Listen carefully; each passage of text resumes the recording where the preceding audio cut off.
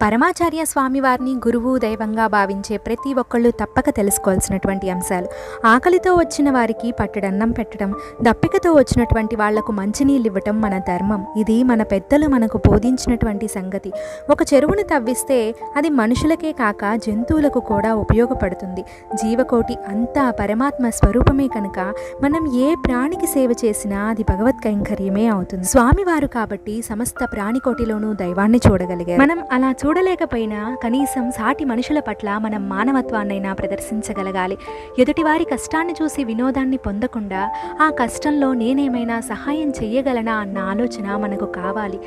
ఎదుటివారికి సహాయం చెయ్యడము అనేది మన అవసరాన్ని బట్టి కాకుండా అవతలి వ్యక్తి యొక్క పరిస్థితిని బట్టి మనం చేయగలగాలి. అదే నిజమైన మానవత్వం అని అనిపించుకుంటుంది. పార కరుణా సింధుం జ్ఞానదం శాంతరూపిణం శ్రీ చంద్రశేఖర గురుం ప్రణమామి ముదావహం. Please subscribe my channel. Thank you.